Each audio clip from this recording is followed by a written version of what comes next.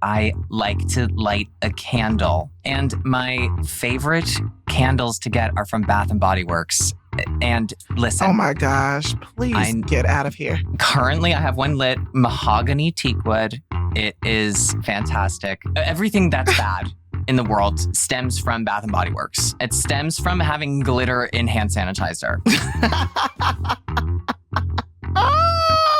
But I will say that sometimes you can get those 3-wick candles for like $10 a piece. There's probably a reason behind that, but... Yeah, my literal brain is probably melting out of my head right now.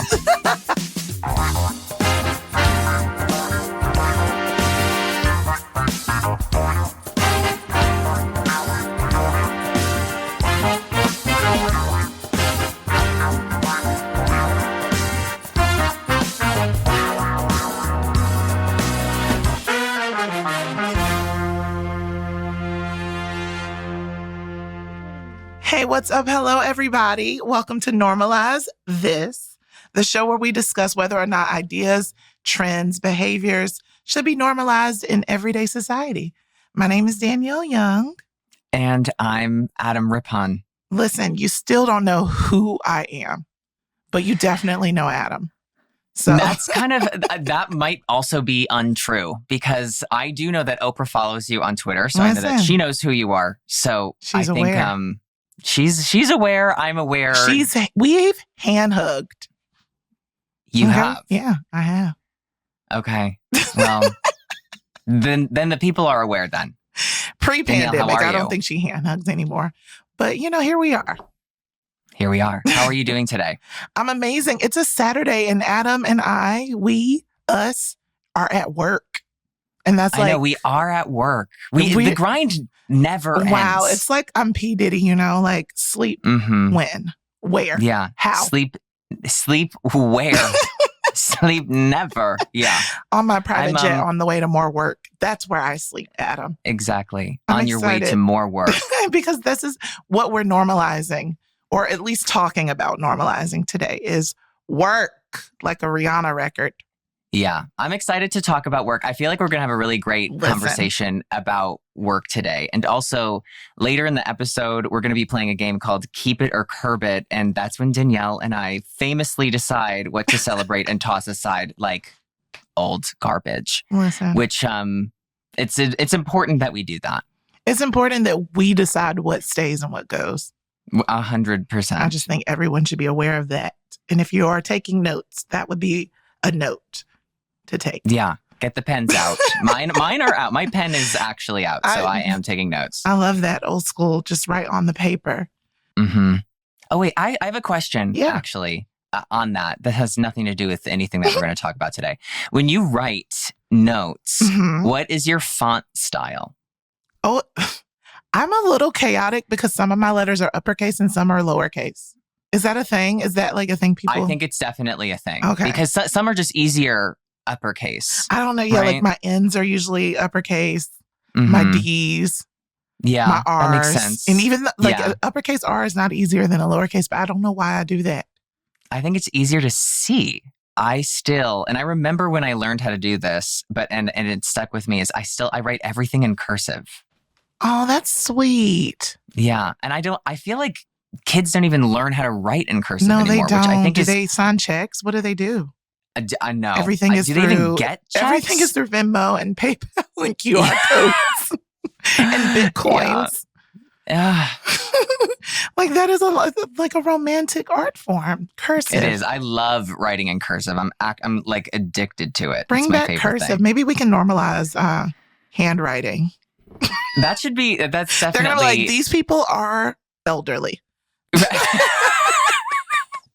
Born in the 1900s. Yes. I feel like people don't write things down anymore, which if I don't write it down, it doesn't process. I have to have hand with quill. I've tried to I must have my lantern and quill nearby.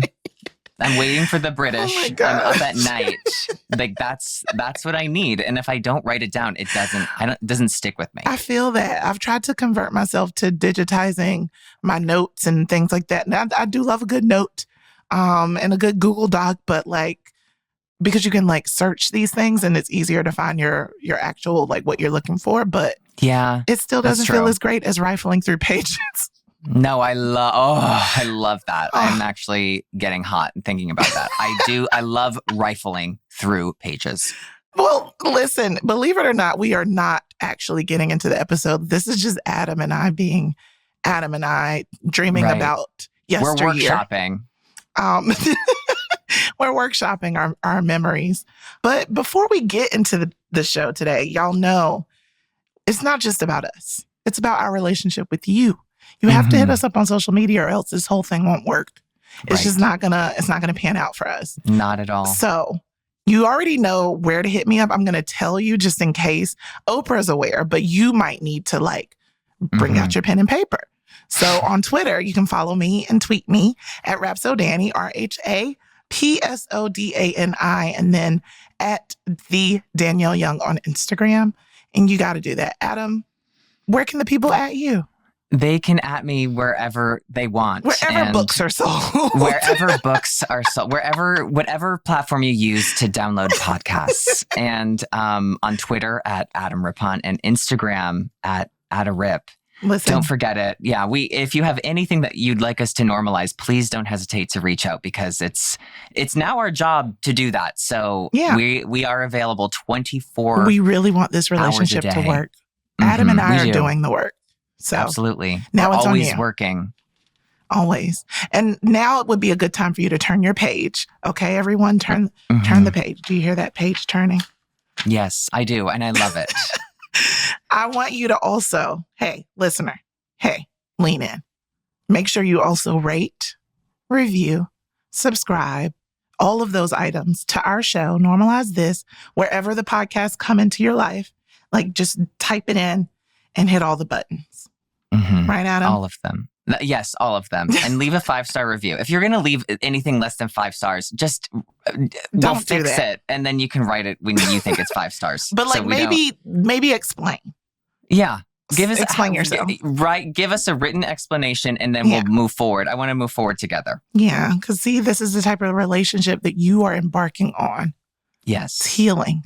Okay. Oh. I felt that. You know, I love our fun facts, and I would love to hear a fun fact about you, Adam, that is work related.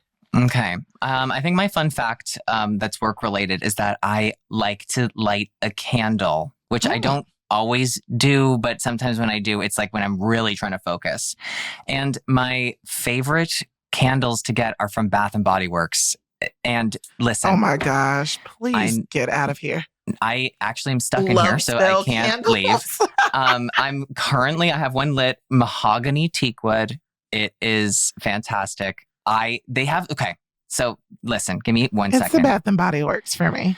It's truly the worst. It's everything that's bad in the world stems from Bath and Body Works. It stems from having glitter in hand sanitizer.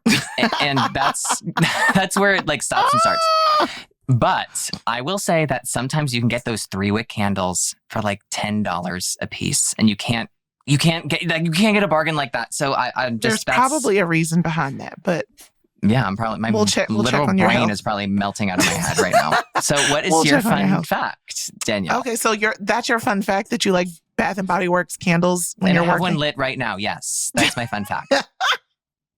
That is precious and sweet. Let me think of my work fun fact.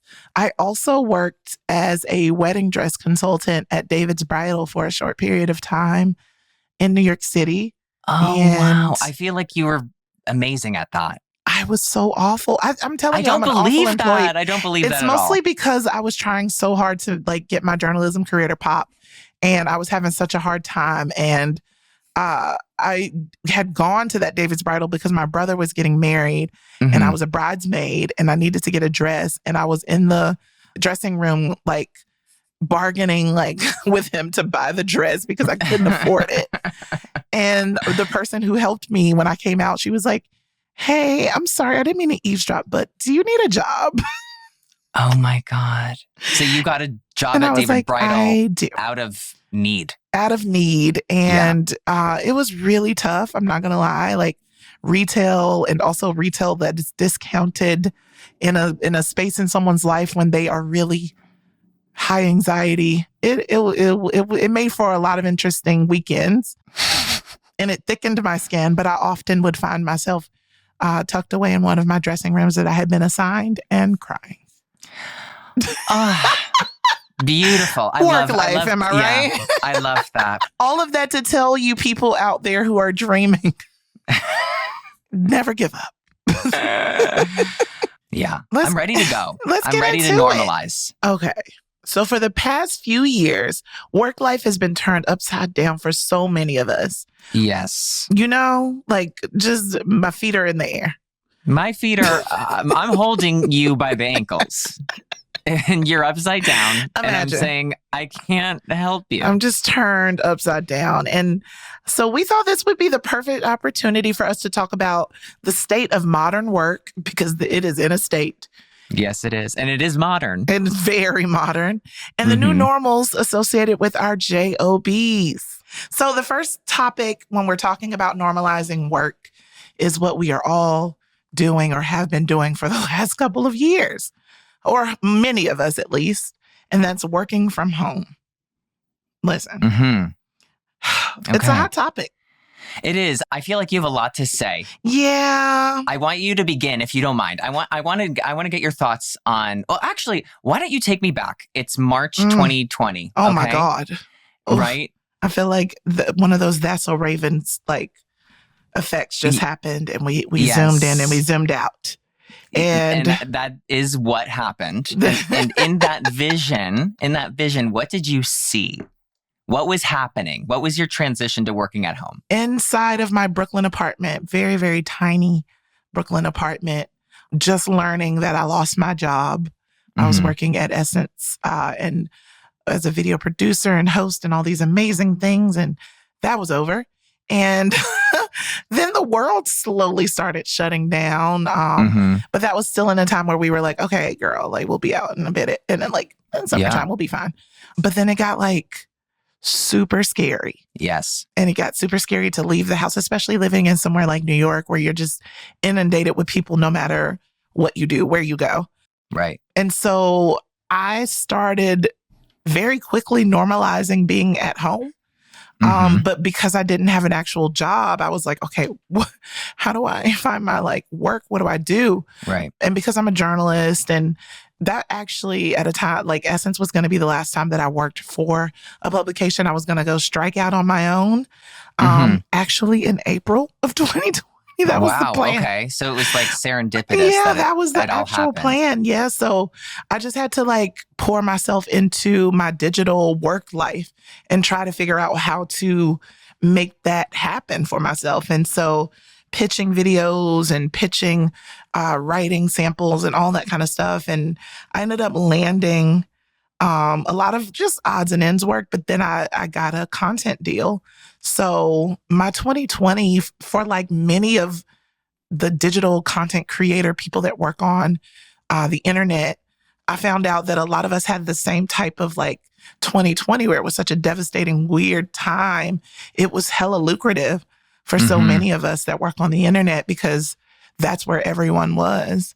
And because of like my longevity in the journalism industry and all that, I had all these relationships. So I was able to lean on them and create a real platform for myself and for my interviews. So like, it was weird, but it was so freeing. Fulfilling? Yeah, freeing in a way that I didn't feel a lot of the effects of 2020, even though there was a lot of death and sadness like right there. Right. In my life, immediate family members and friends. I still talk about it with my therapist now because my whole life changed. Yeah. And I was really able to pivot from thinking like my job was, or my life was my job, to being like, oh, wait, I want to like live, but also really enjoy what I'm doing in a way that doesn't feel too much like work. So yeah, my work from home was like, it was like an existential crisis almost. Right. But it sounds like it kind of pushed you in the direction that I think maybe you didn't know how to originally take that first step. Am I right? Oh, yes. Okay. Yes. And to be like, I was being hesitant and I was like, okay, if I do it then I'm going to be ready. And I still wasn't, but I had to. Right. So it was a very big push in a very different direction for myself. And I'm very glad that it panned out that way because the way my anxiety is set up, I don't know how I made it through 2020. I mean, I totally relate to what you're saying because I feel where I was in my like professional life, I had been working in entertainment for like 2 years at that point, like since I had competed at the Olympics in 2018. Wow, And wait a minute. Yeah. I feel yes. like, yeah, we didn't even do our fun fact situation. And that is a very fun fact, Adam. It is. Honestly, it feels, it feels like a completely different version of myself that every time I say it, it does sound like I'm saying something fake. But it is, I promise, it is true. And there's tons of proof. It is legit. And there is tons of material to back up what I'm saying. That wow, my little Olympian. I'm so proud. That's me. So proud. The little Olympian. Who could? Who could? Yeah. So after I retired, I was working in like entertainment, and I feel like I was just saying yes to everything. I was doing everything I could. Yes. You know, I just wanted to capitalize on being able to take advantage and venture into something that I've always wanted to. I've always loved communicating with people and entertaining people. Mm-hmm. Do you know what I mean? I think we're very similar in that way, that like we love to have these conversations. And so I just felt like I was saying a little bit of yes to everything, even if it's not something I wanted. You know, I love to make people laugh and be stupid. And I think a lot of times I got pushed into doing things that like I didn't think were that funny or that substantial or not even substantial. I think that I didn't feel like it meant anything. And it definitely, you know, I think when you spend every day of your life trying to get to the Olympic Games and then, you know, you're doing something that you love, but you're just, you know, doing a wine tasting and saying bullshit. That it feels different, right? Like yes, it feels like, my gosh. Is this like important? Is this from my diary? Right. And so I'm reading your diary actually, oh my gosh, and I'll get back it. to, yeah. And so I was actually, Danielle Young, I was about to become a huge star on the famous app, $1 billion app Quibi. Oh my gosh, me too. I got my first writer's room on a Quibi show. I remember that we started doing the show and I enjoyed it a lot, but I remember thinking like, I wish I had more of a say in like how of what I was putting together. And in the middle of recording, that's when COVID started. So I was supposed to do a bunch of episodes and we were filming, we were about finished with like the 10th one. Mm-hmm. As we were filming them, it was every production around us started to close. And at first it felt like, oh, you know, whatever, blah, blah, blah. And then it became very scary. I remember the last day we went to this set, it was like going to the studio that day was like tumbleweeds. Oh my gosh. Nobody was there. Everybody was scared. I remember them being like, we'll just pick up in 2 weeks. That was the famous phrase. Yeah, we really thought we were going to be back in April. I don't know what everybody felt. Oh, the chokehold 14 days had on everybody in that moment was that, in 14 days, 2 weeks, everything will be normal again, which we were wrong. So wrong. So naive. We were so wrong. Basically, what I'm trying to get to make this long story short, which I've already made it long, was that Quibi ended up folding. Mm-hmm. I didn't finish doing that show. I got to do a lot of at-home things because everybody was trying to get content together. It was financially ended up being a good year for me. It was conflicting because it was surrounded with so much, you know, sadness and everything else and devastation. But it was that like reset of like, okay, going forward from here, it was like everything kind of started over for me. Yeah. And that I felt like I could take a breath for the first time and be like, okay, what do I really want to do? Yeah. What is going to feel fulfilling to me professionally? And also, it was a really important time for me to like totally process having let go of that like last the last set of goals I had, which for 20 years was to go to the Olympics. Right. And what's so strange about that whole experience is that you work your whole life for it, and it's this 2-week thing, and it's over, and then you're like, what do I do? Yeah. Yes. Yeah. And I think I was totally just keeping myself busy, which I'm really grateful I was able to do. But I postponed this letdown from it not being a part of me. But the pandemic forced me to totally look at that head on. So I was grateful in that respect. Yeah, that's how I felt. And it's very hard to say that out loud in such a tremendously dizzying and devastating time for so many people. But to have that blessing, it was a tough one to appreciate in the time. Just because of everything going on. Yeah, but so many of us, Adam, I have a stat and I know how you feel about those. Okay. Are you ready? I am. It's according to Pew Research, so I know you feel that deep in your soul. I do, yes. I love anything Pew has to say. I'm always kind of all ears. Pew be really on it, you know? Pew is on it, yes. The research team over at Pew, shout out to them. Shout out to them. If y'all would ever want to come on this podcast, we would love to have you. Anybody from the research team. Anyone from Pew. Also, we don't really have guests on this podcast, but we do have experts. Yes. So if you're an expert from Pew, please. Which you have to be. That's why you work there. But you're smart and an expert. But come through. Danielle, what did Pew Research have to say? Nearly 6 out of 10 Americans are working from home, either partially or full time. And then now that we've reached our junior year of this pandemic, hopefully we'll be graduating soon. More of us are deciding to continue forth with working from home as a choice rather than we have to. And a lot of these companies are still allowing many of us to stay at home and work. So with that being said, 1 out of 5 Americans actually prefer to get their work done in the office. Okay. Which is shocking to me because it seems like such a chore to actually have to go into an office. But I get it, the breaking up of the monotony. But there's a lot of companies out there who are tired of their employees working from home and are making the plans for everybody to come back on in, even if it's part-time in some cases. But is that so where do you stand on this? Yeah, should we be working from home? Should we go back into the office? I like a hybrid. I like a choice. I like the freedom of choice. I do have a day job, and that day job does indeed have an office. And it's one of those cool offices with iced coffee on tap and kombucha on tap and micro kitchens on every floor. So it's, notice all of my perks are food related. Because otherwise I'm and there's a conference room. But yeah, you're they have snacks and they also have drinks. More snacks and more drinks. But it's still having to get up and put the effort on to get it all together, put your pants on and get in the car and, LA and the traffic. And then you and it's is this worth Yeah. Is this worth so it? If you had a choice, if you could, so I know you said hybrid, but if you had to choose one, would you rather work at home or would you go into the office?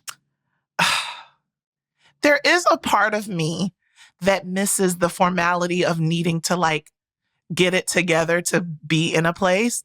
But a lot of these times, especially through 2020, I've been on camera, know? So it's I'm not a complete slob, but there are times where I'm camera off, girl.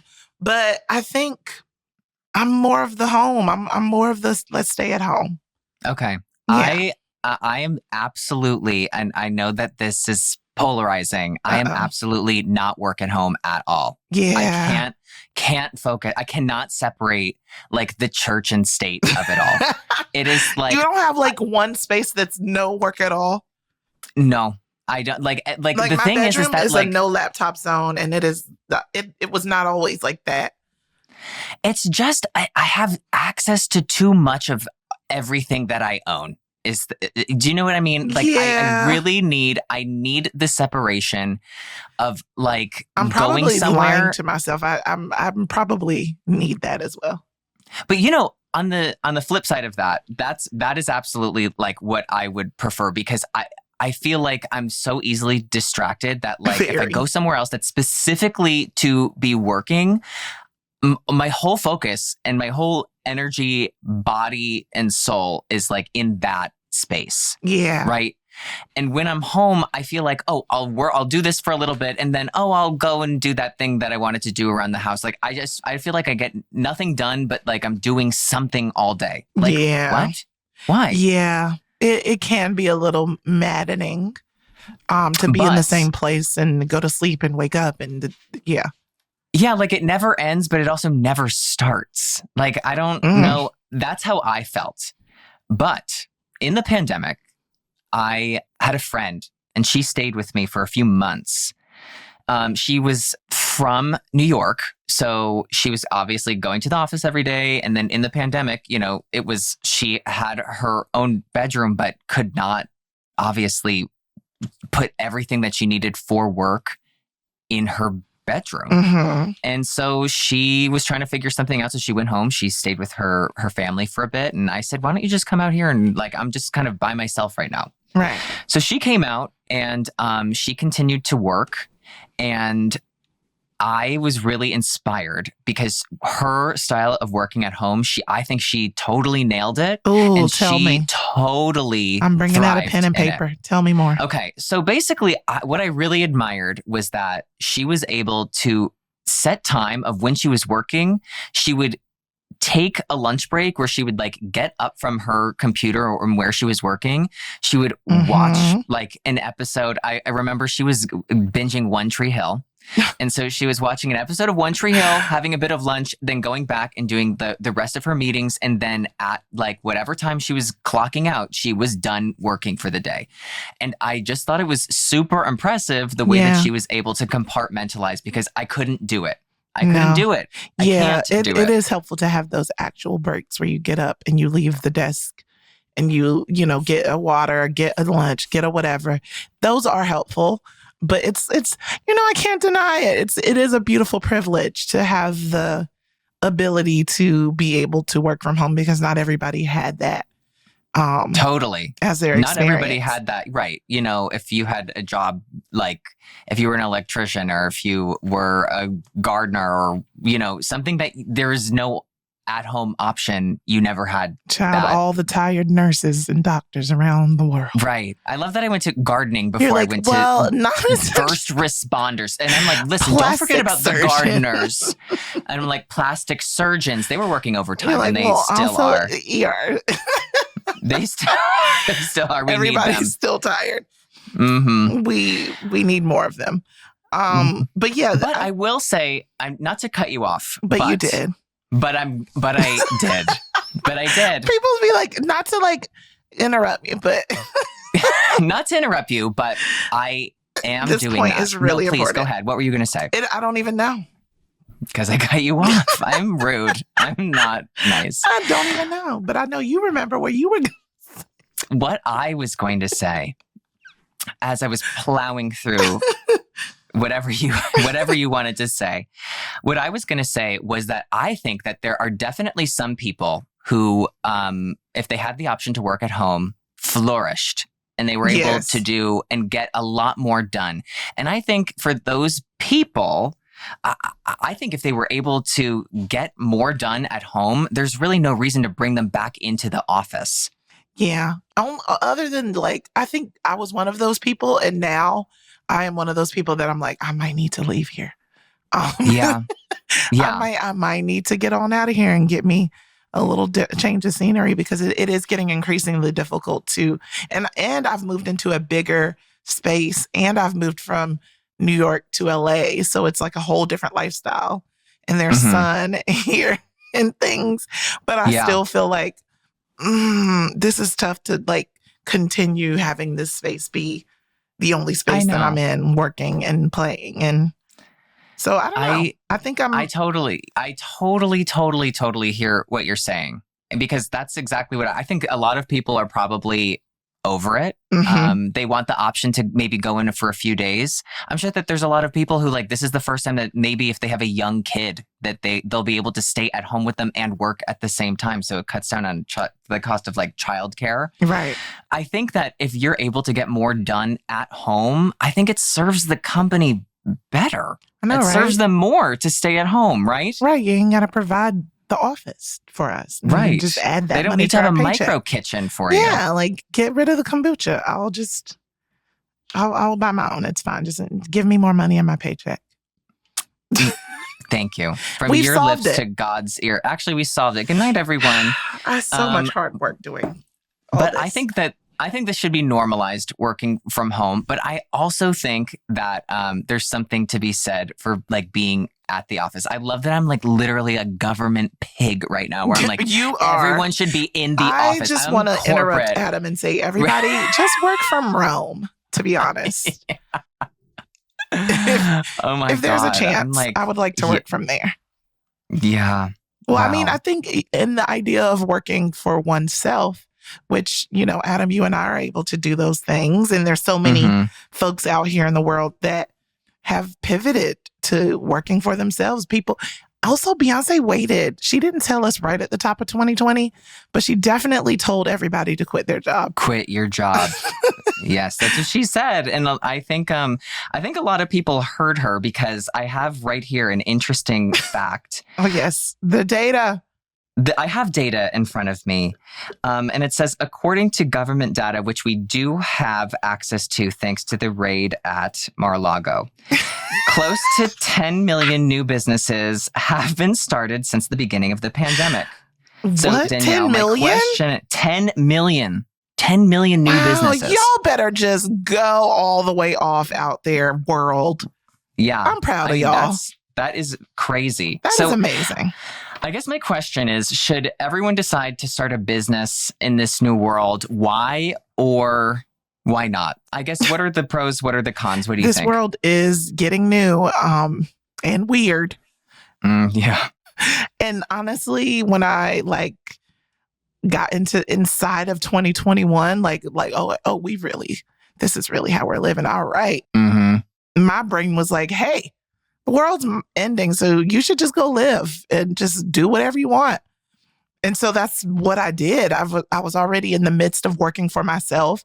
So I decided to figure out okay, now that I have the backing and the financial backing of having a content deal, I can create whatever content I want. Had to be within reason, because obviously people weren't going into studios and things and events and things.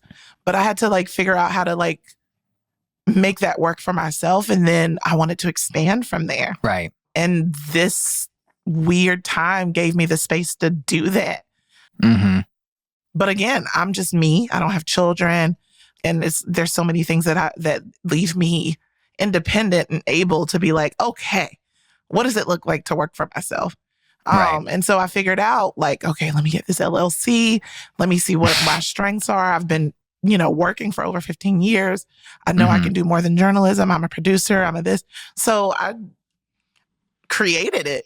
And as somebody that just did it with no real know-how, or I'm still figuring things out, I would say, yeah, start the damn business. It is such a great time to just do what you want to do. Yeah. I couldn't agree more. One thing I remember pretty vividly in the pandemic is, obviously I downloaded TikTok like everybody did. And I could see people promote you. Whoa. I did it. You didn't? No. And follow up, have you since? I have. I made one TikTok.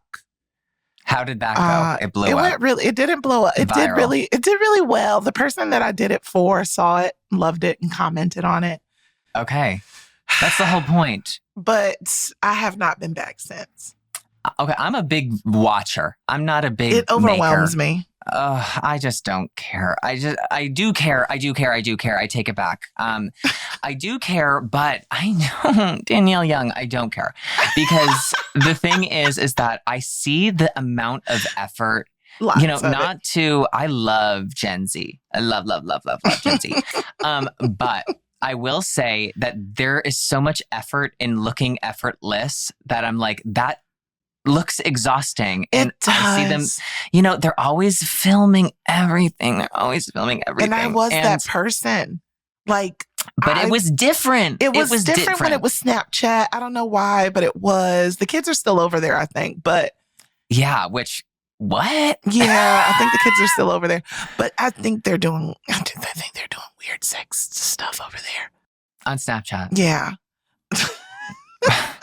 Because they have it in their minds that stuff disappears? Question mark? Wait, you know what? Can we just take a sidestep for a second? I know we're talking work life, but now that we're talking about this for a sec, I do want to talk about this guy, I guess, pertains to work, that I remember when I was young, there was this huge conversation of like, be careful what you put online. It's there forever. Right. And I remember people like, if everybody would be of age to drink, and I remember people being like, "Oh, put the glasses down. No alcohol in the picture." I remember that being a big thing. And now it's like the kids will pour liquor straight into their eyeball. Let me drink this bottle of bleach right on camera. And then I will live stream myself shitting out the bleach. Yeah, these kids are different. These kids are way different. What? I just don't understand the thought process of like, if they have a child, that child is going to see them. All there. It just feels so like, oh, it'll go away, or, I could just delete it. But like, these things are really like people are really putting themselves out there in ways that is just like, okay, honey.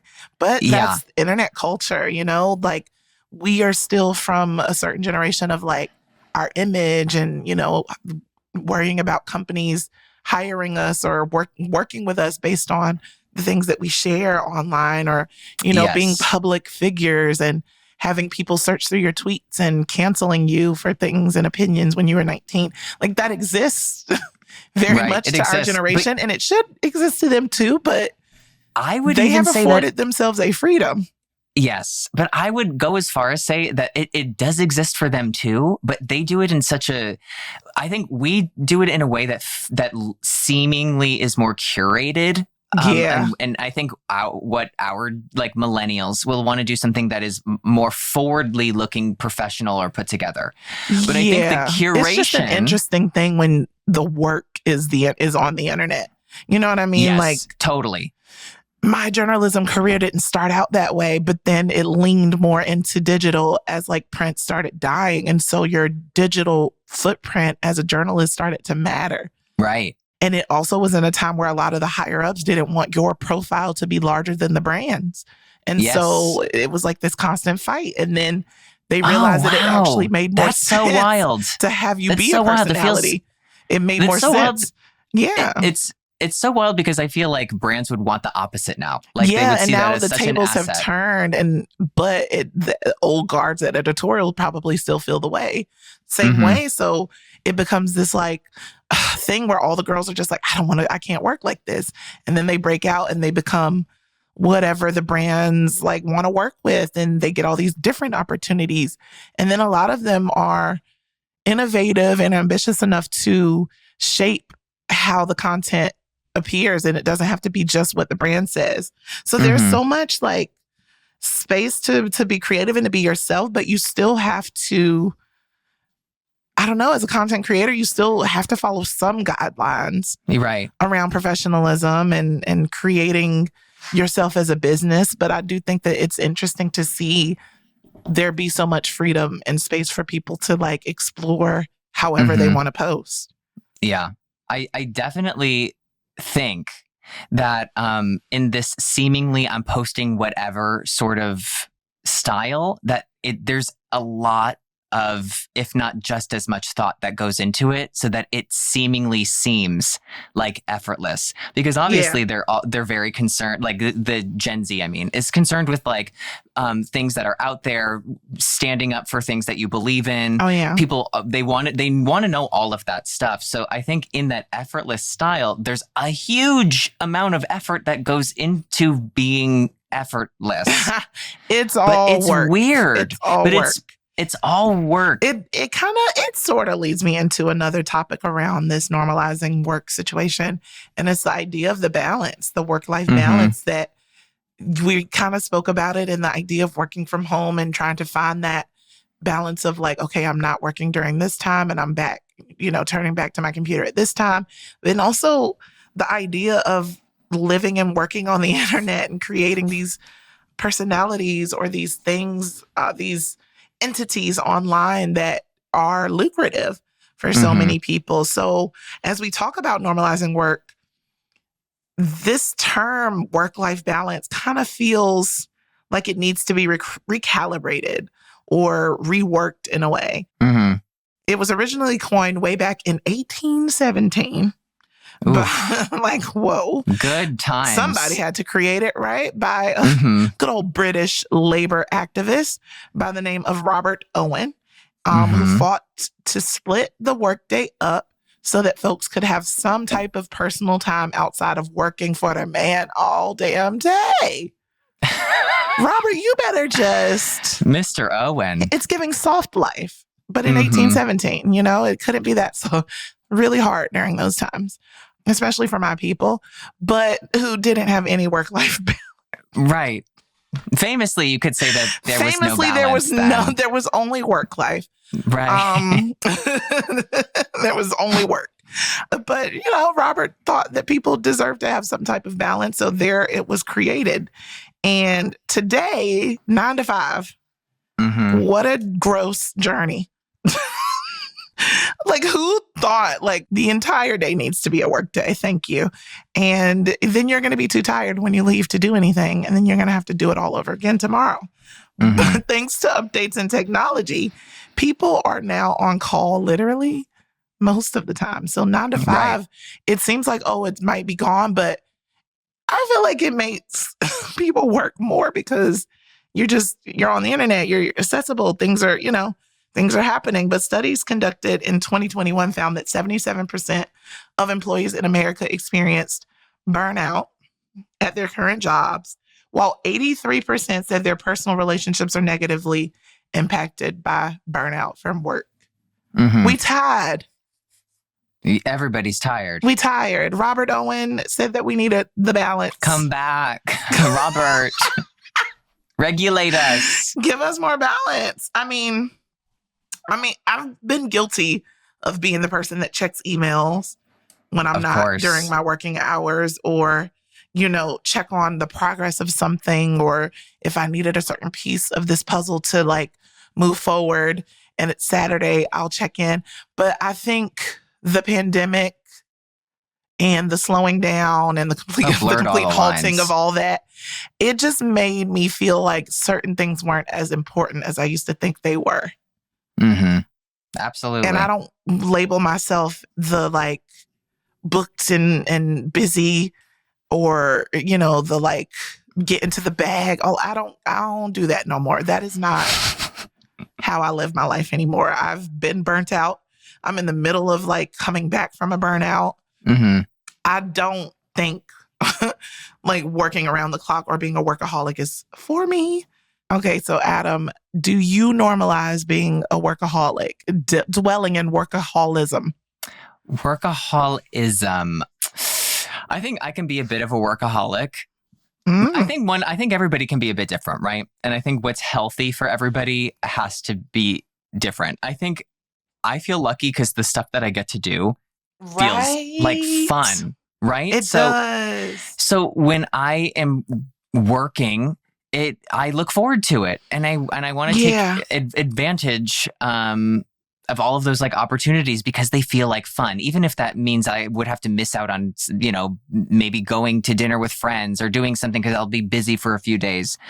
I enjoy taking advantage of like work opportunities. I love it actually. But I think that if you're not in a position where it's like, something that feels fun all the time, which it's not for everybody, there should be something said that if you're working from 9 to 5, that's, you're getting paid for 9 to 5, right? So the clock stops and you pick up again at 9 the next day. And I think, to go back to your point, That with technology, it's just so easy to have access to everyone, and it just feels so harmless that the lines get totally blurred between when does work stop and when does work start.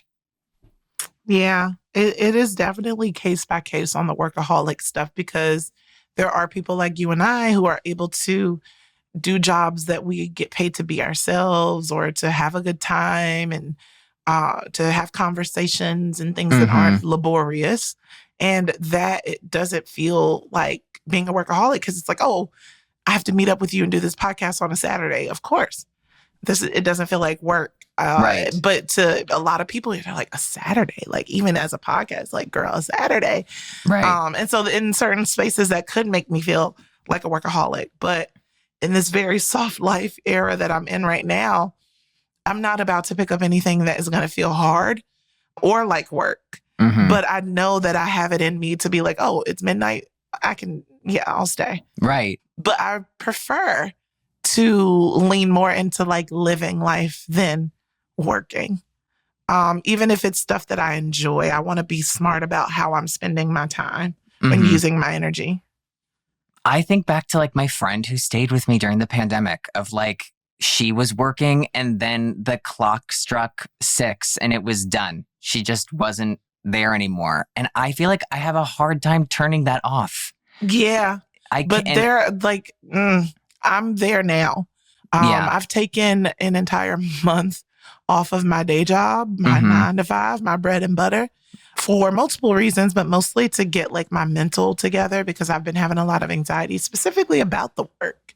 And I've come up with the conclusion of I need boundaries.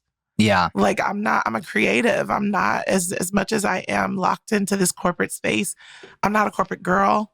A lot of this stuff, like we are literally, and you hear this all the time when people are like dismissing something or especially a job, but it's like, we really are not curing cancer. So there's not a lot that requires me to still be on at a certain hour. And so I do believe in cutting it off. Right. And getting up out of there because I don't think it's fair to have people devote so much of their lives to work and then you're still looking for me to give you more. Right. Y'all better figure it out in these 40 hours. Right. Y'all better otherwise pay me. Hello. And also don't put no meetings on my calendar at 9 a.m. because I'm not really on. Okay. I think for me, so before working in entertainment, obviously I was like a competitive athlete. And I think in athletics, there's this big thing of that work that you do when nobody's watching is the work that really matters. And, athletics and sports, I think it's conflicting because it definitely serves you to have a work-life balance, but you're so praised for not. Yeah. And I definitely felt like, so as an athlete, I wasn't like I was the very best. I was good, but I really thought that like, okay, well, if I'm not the very best, I can be at least the best or the craziest at something. So I would make sure that like I was doing 100 times more than everybody that I was like training with. And then I would go and do extra workouts. And I didn't do it because I felt like I had to. It gave me a lot of like confidence that I was doing so much and I knew other people weren't doing as much as I was. Right. And I felt like it was intimidating to some people. And so sometimes I struggle because being an athlete and being in entertainment there's a lot of crossover, but having that balance is definitely super important, and it doesn't really serve you to be doing so much more than what might be required. I think that it's definitely risen my level of tolerance of how much work can I do in a day, but it's also made me miss working so much. Which is so weird. That seems so bizarre to say. That's in conclusion, you're a workaholic.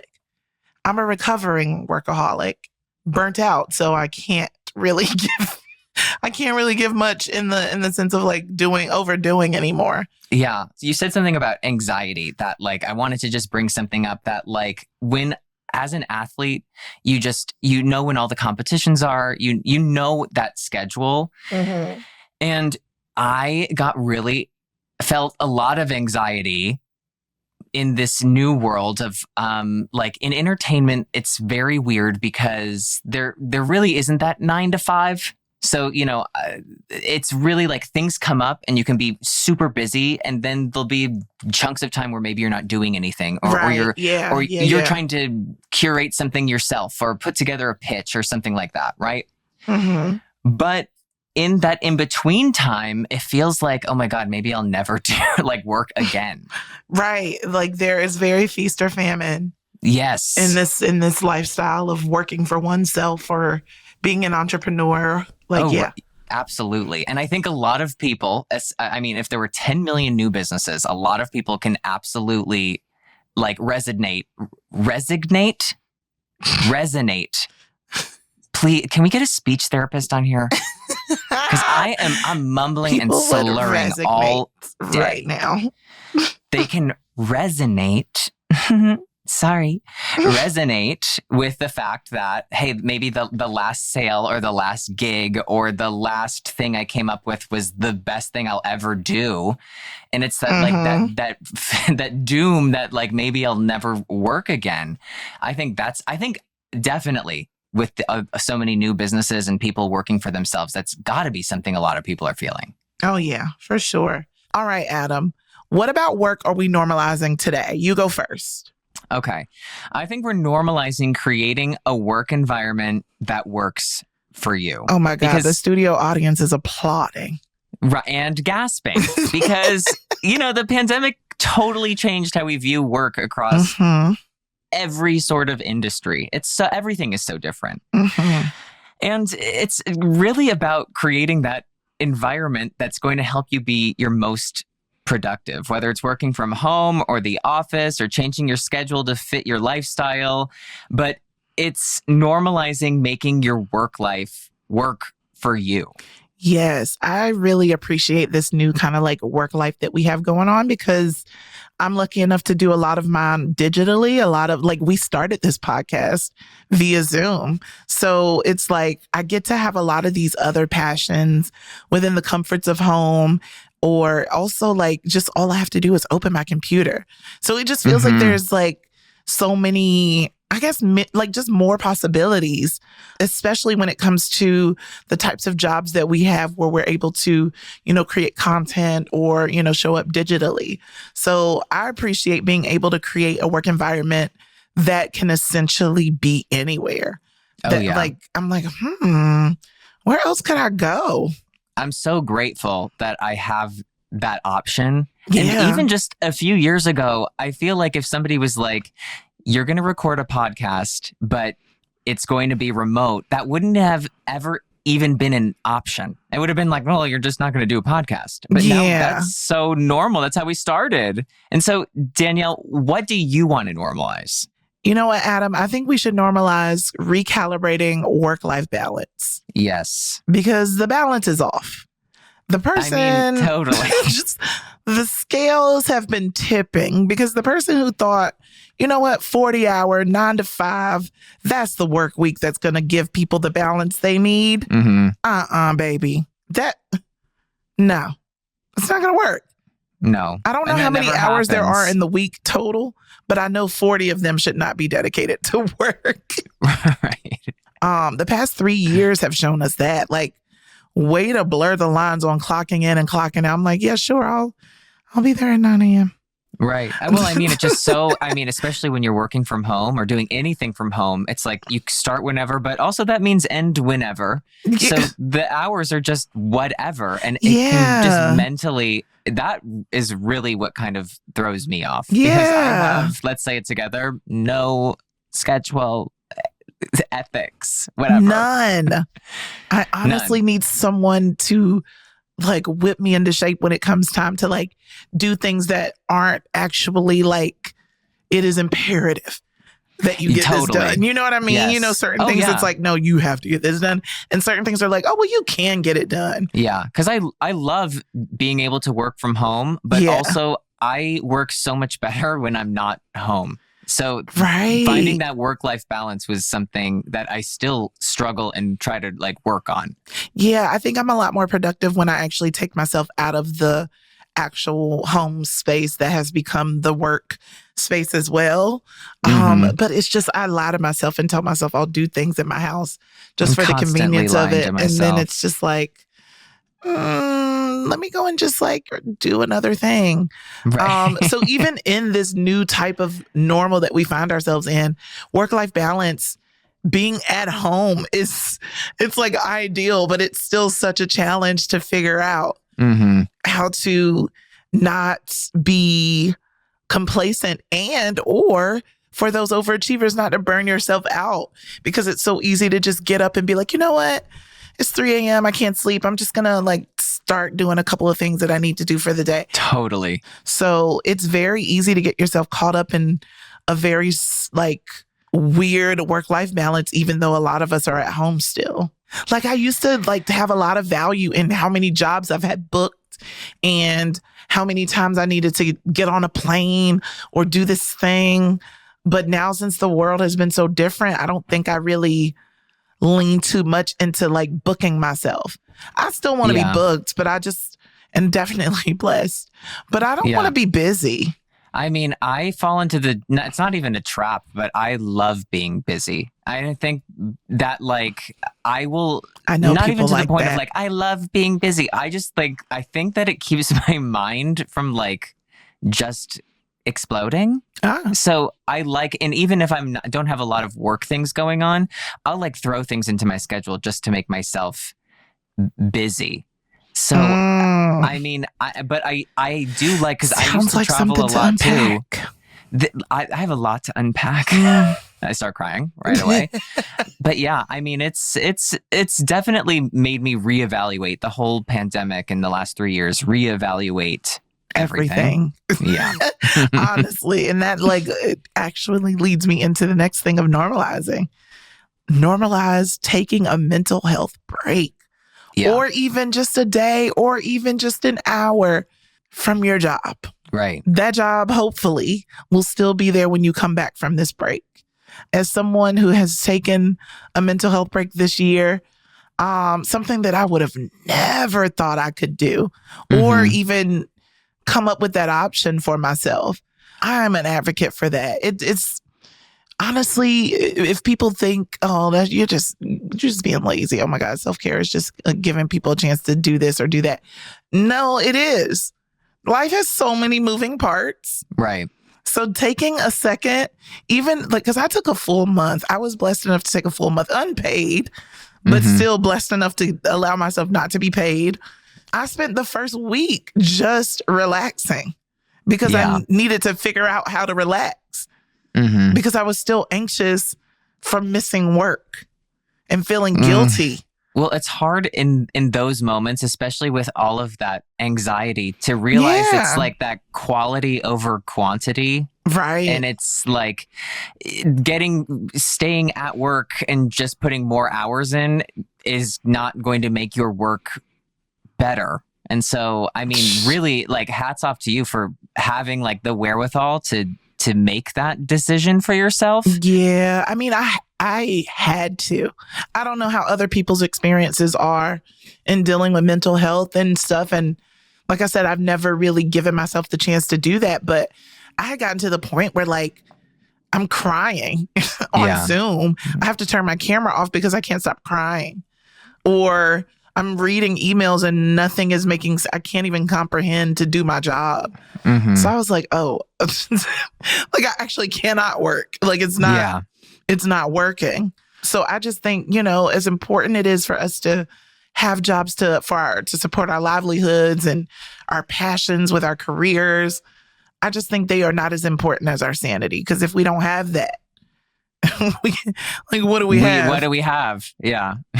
But don't give up on yourselves. Like this please is not the time to do that. I think whatever works for you, I think individually, everybody has their own journey when it comes to working. Yes. But I believe what Beyonce said, man. Quit your fucking job.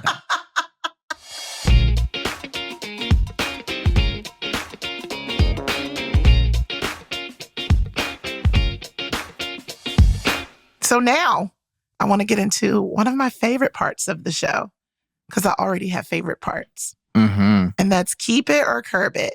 Keep it or curb it. You remember. We're still waiting for someone to remix that. So at your convenience, anyone. Yes. And for those of you who haven't been paying attention, but this is basically where Adam and I take a look at new social trends and decide if they're worth keeping or curbing. Get it? I get smart. it. You guys are so smart. Adam, why don't you kick us off? All right, I'll kick us off. So this trend, it seems a little concerning. So I love that. I do. Obviously, I love it if it's concerning. So the New York Times, the failing New York Times, recently report.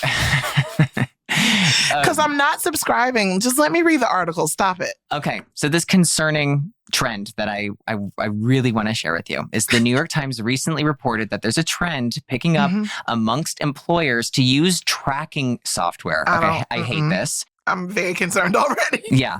Okay. I'm concerned. To track those choosing to work from home. So this includes counting your typing keystrokes or taking pictures every 10 minutes to make sure. No. Okay. With more people wanting to work at home, is having your every move monitored by your boss worth it? No. Also, pictures? My jaw is open to the max. No. That's actually pictures every 10 wild. Minutes? No. First of all, no. I saw yesterday or the other day, like this hack of somebody put like a watch with hands that has like a second hand, right? And they put it underneath their mouse that has like one of those like lasers to see if like it's moving so that they could walk away from the computer and it would seem that the mouse was still moving. That's so sad. It's so sad. If you're getting the work done. Keystrokes? That's what I'm saying. If you're getting the work done. That's just a lot of these jobs in the corporate world are BS. And like everybody is just getting exposed for it. Yeah. This is horrible because it does take so little to get a lot of these jobs done. Like you're not going to be tapping away at your computer for 8 hours. No. And like, I also, it. like, what? The photos? That's so weird. It's the photos for me because you're going to definitely catch me with my head all the way back, leaned into a nap. Yeah. You are going to catch... photo is so bizarre. You're going to catch an empty chair so many times. Like, yeah, are you serious? You're going to catch my watch with hands underneath my mouse. No, curb immediately. What? Curb it. Throw it away. Burn it in a fire. Take the ashes and mash them up. No. And grind them. That's jail time. I don't like that at all. I don't like the electric pictures. Chair for everybody involved. Electric chair. Thank you. No. Curb. No. Next. Danielle, next. I don't ever want to talk about that again. Productivity is such a gag word. Like, get away from me. Awful. Okay. I'm triggered. Next up on Keep It or Curb It. Keep it or curb it. I'm actually, now it's totally stuck. It's in you. I don't give a shit. It's You're good. welcome. According to Harvard Business Review, some companies are competing for talent by offering an increase in pay. We love to hear that. Yeah, that's great. That's great. Keep doing that. For companies that can't afford to do that, they are offering shorter work weeks in lieu of higher salary. So, Adam, if asked, would you take a higher salary and keep working 5 or 6 days a week? Definitely not 6. Or would you keep the salary? How many things do I get to choose? Like, wait, how many days? Or would you keep your current salary and work 4 days out of the week instead? No, I would keep the higher salary. That's not short enough. No, I think, okay. A short work week is 2 days, baby. Like, come on, stop it. Or every other? I'm working Monday and Wednesday.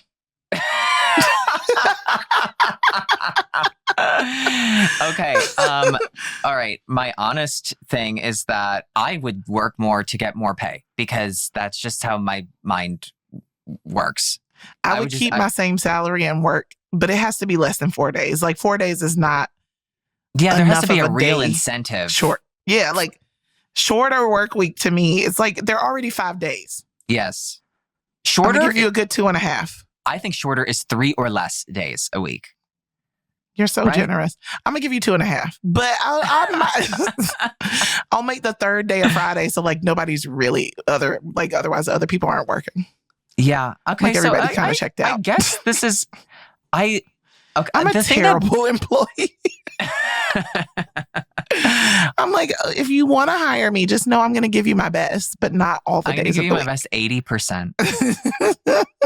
I gotta save some for me. What do you want? Okay. This is the thing. If the same amount of work is getting done, Mm-hmm. I don't see why there should be like a smaller salary.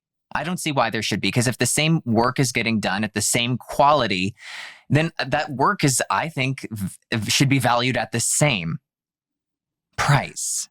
Right. But they're like, we can give you the same price, but you just can show up less. I like that. Okay. You can take your little raise and your extra couple days a week. Okay, I'll take them and you can take your 3 days. Yeah. No, your 2.5. 2.5. Your Monday, Wednesday, and 2 then and Friday 3/4 you if I'm being generous. do. Okay. It sounds like you'd be working Monday, Wednesday, and doing a guest appearance on Friday. Period. Love that. And if your company works that way, please tweet me at RapsoDanny. Thank you. Let's keep it. Keeping it. I'll keep it. I think it's nice to have that option. Yeah, it's cute. Okay. So the next one here is we're rounding out our work theme episode. Okay. This is about That sounded very formal. I feel like I needed to be in the meeting. Can you tell? I want you to be honest with me. You can tell when I'm reading things, right? Yes. And when I'm just speaking. I want there to be a clear discretion. Discretion? Is that even the right word? Can I honestly get a mental health professional on here and help me? Because you know that I'm not well. Yeah, I think discernment might be the word. But I liked that it felt like I was in an HR meeting. Yeah. There's a moment every few minutes of this podcast where I'm like, I do like reading something because it makes I feel like one, it's a double-edged sword, Danielle Young. Yes. It's a double-edged sword because I do like that if it's wrong, I don't have to take any accountability for it. Ah, look at you. Right? And if it's right, good. Just like a white man. You hear this, ladies and gentlemen? Yeah, I mean, I guess that's the problem, right? No you accountability. are part of the problem. That is it. That is it. And we're gonna have to add a segment in where Adam takes accountability. Somebody write that down on their pen and pad. I've written it down because now I'm ashamed. So this is our last question in Keep or Curb. The Great Resignation. So ooh, I'd love to hear it. It's a trend that experts feel like is going to have lasting impact. Okay. Yeah. So in 2021, just in 2021, 47 million Americans quit their jobs voluntarily. And so that's something that's crazy. never happened before. This resulted in medical offices, restaurants, public services, all being short-staffed for the past couple of years. Mm. The reason behind the Great Resignation is that people are refusing to work jobs with poor conditions, poor pay, and little chance to upward mobility. Okay. Yeah. No, not shocking. Not shocking. It sounds like the gospel to me. Keep going. Okay. As a result, companies have had to find creative ways to incentivize employees to return to work. You know, they have to think about how they're going to have their employees return back to work while some of these places are still short-staffed. Yeah. I mean, we feel the effects of short-staffedness when we're going out and about, little by little, because we shouldn't be doing the most outside. But, getting our things, our comforts. And it is apparent that there's a lot less folks in the workforce. And to be honest, I love that for them. It's not an easy thing to just be like, oh, I'm going to quit this job and let me figure it out. Yeah. But anytime that you can take a decision and make your life more livable for yourself or more enjoyable for yourself, I say go for it. Yeah. Especially if the choice behind it is that you're not willing to work in poor conditions and poor pay. Like, screw these jobs. They're never going to take their company name off and put yours on it. Right. So I guess, should we normalize companies bending over backwards to attract employees, or does our generation just have unrealistic expectations? So this is my take. I think that the problem is that these jobs, that they're not incentivized to help anybody like get any sort of fulfillment out of them. And that they're making people work these crazy hours for no benefits, to work for minimum wage, which now is barely enough to cover rent in some major cities and even smaller towns. So I think that like not being able to sustain employees at a livable wage with no benefits is, I think, the fault of like the company. So there's right. If the company can't help their employees be able to, like, you know, people only have jobs to be able to live and to do things that they want to do outside of work. Yeah. If people aren't able to do that, what's the point of having that job when they'll be able to do something else, right? And not for nothing, like it's this next generation of folks, whether it's Z or whomever, like they are not going to sit down and sit by and watch like as people screw them over. No. And I appreciate that about this generation because it's very protest heavy, very out loud. No, we're not going to stand for it generation. And like, I remember seeing a story recently about the rapper Rick Ross, who is, you know, famous also for being a Wingstop franchise owner, you know, of several. I guess he's like the owner of Wingstop and stuff like that. But he recently got in trouble for basically being a slumlord of an employer. These people work hard for these low wages, and it was reported that they were taking money, like the company was taking money to illegally pay for like uniforms and background checks and safety training. And even when the register was short, they would take that money out of the pay of the employees. And you're already talking about people that are like possibly walking home with like $7.25 an hour. What's the point? Like I really just don't understand, because I think there's a certain point when you have so much money, right? Like, I think, you know, everybody wants to have the most amount of money that they can, in theory, right? Right. But there comes a certain point where, like, you can only buy so many things. You can only have so much money before it doesn't matter. And for so many of these huge corporations that have CEOs and owners and everything, that are billionaires, like that. Like, it's no skin off their nose. Yeah, it's like, why would you do that? I worked for a company one time and was laid off and went to apply for the unemployment benefits and stuff. And the company denied it. Like, How? they denied the claim. Is this like y'all pay for the unemployment insurance? All that stuff comes out of my check. Like, I'm entitled to the unemployment benefits. So for you to go out of your way to say no, like, there's so many companies that are diabolical in so many ways. Yeah. And I mean, it makes sense why so many people started their own. Yeah. The Great Resignation is like a collective FU to these corporations who don't and have never really cared about us. So I'm with it. I'm going to keep the Great Resignation all day. Yeah, I keep it too, because I think it's the only way for something to change, right? Yes, like if enough exactly people, that. like, you know, another thing that's so crazy to me, like, just to go back to these jobs not paying well, is that, you know, when you work at a restaurant, you're working for so little money, hoping to like survive on tips, which is insane.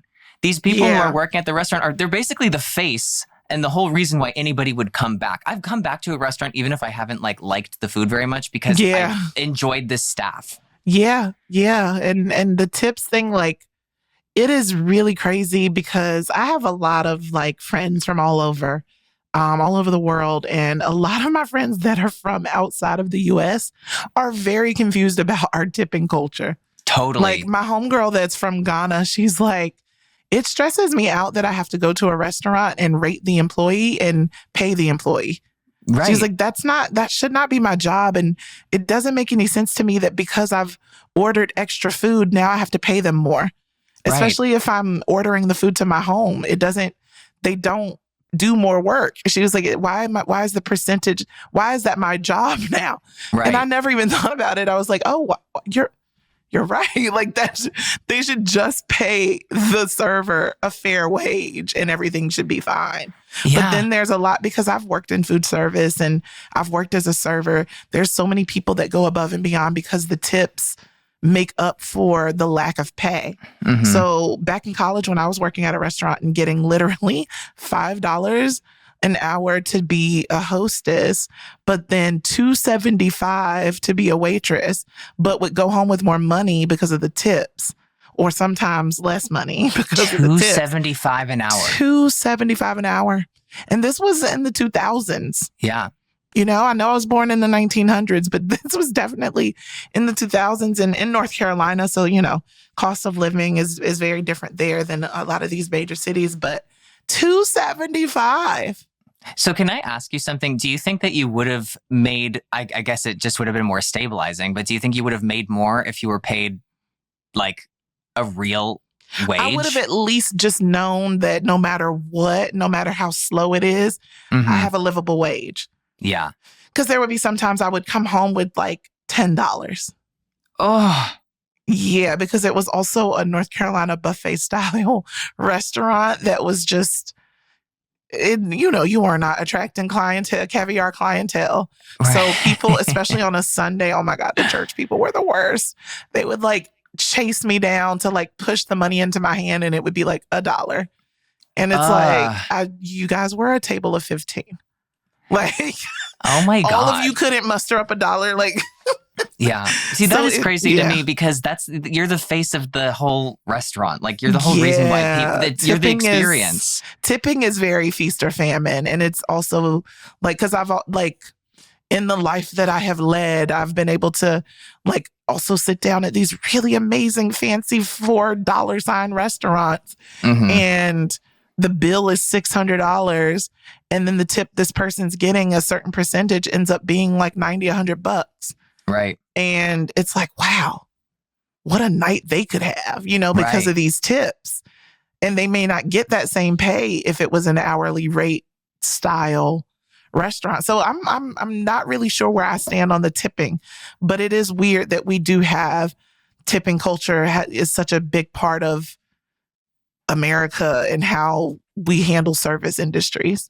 Yeah, it totally is. I think the concept of tipping is odd, right? Like it makes a lot of sense in certain regards, but mm-hmm. in others where restaurants have these like, tipping pots. And so even if my person is outstanding all night long, they still have to share all their tips with the rest of the restaurant. It's like, yeah, I hate that. What? Yeah. What if Johnny sucked tonight? Like, right. What if Johnny was bad? And it was the reason that our tip jar is not as big as it could be. Right. It's like, but that's making like everybody's accountable for each other, which is a team. It's a team thing, but not everybody's on the same team. Yeah. Okay. So to go back to the Great Resignation, I keep it. And, yes, keep it. And if I were ever to go to that buffet in the early 2000s in North Carolina, I would have tipped you more than $1.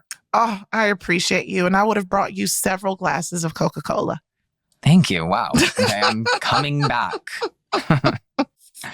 Danielle, thank you so much. What a great episode. Yet you know again. What, Adam, I don't have it in me to give you anything other than great. So you're so welcome. I'm just glad that not only everyone out there is listening, but that you're listening too, because I have a feeling that you're listening while we're doing this.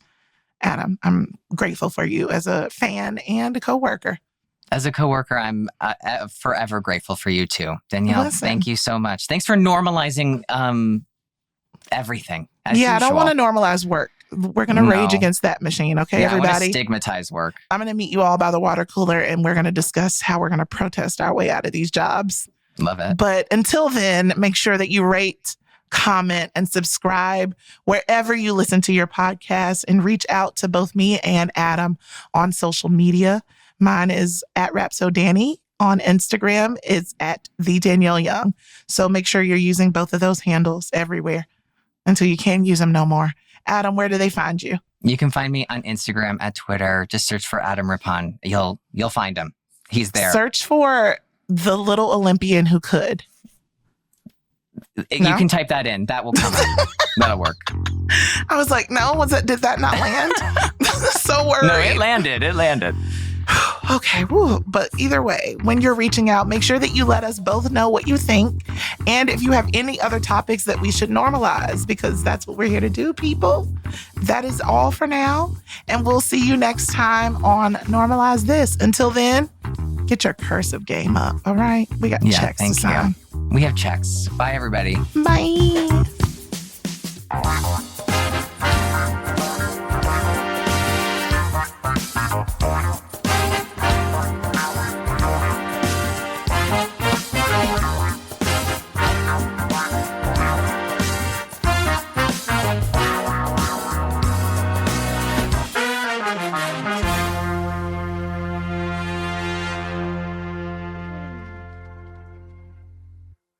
Hey, listeners, we want to hear from you.